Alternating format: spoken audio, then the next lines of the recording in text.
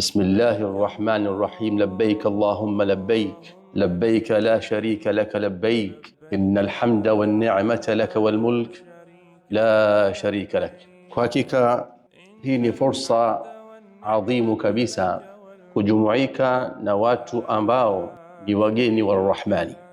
Ni fursa adimu na adhimu ambayo Allah subhanahu wa ta'ala amekutakia, kana kwamba Mwenyezi Mungu subhanahu wa ta'ala kwambia mlango wa pepo umefunguliwa kwa ajili yako, mibaki tu ufanyie kazi ili upate kuingia. Hija ni shortcut to aljanna.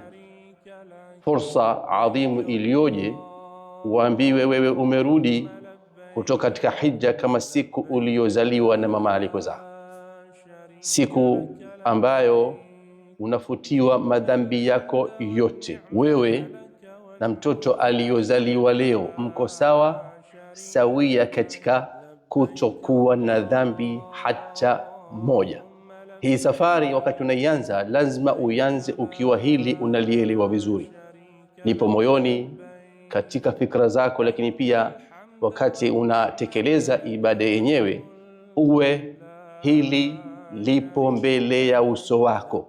Fursa umepewa tayari ya kuingia peponi. Ukipuuza yale ambayo utafundishwa, ina maana unatakiwa urudi tena Omani huku itafute pepo, lakini kwa amali nyingi, na ulikuwa uipate kwa amali moja, nayo ni alhijja. Alhajjul mabrur laysa lahu jazaa illa aljanna. Hija ya sawa kama tutahiji kama alivyosema Mtume sallallahu alayhi wasallam, khudhu anni manasikakum, jifundisheni kutoka kwangu namna ya kuhiji.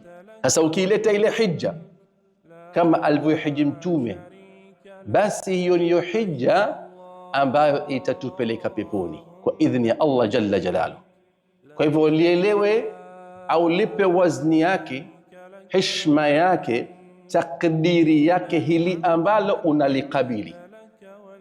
Wewe kama wewe utapoalikwa katika ukumbi kama huu, uambiwe upo katika listi ya watu ambao watakabiliana na mfalme.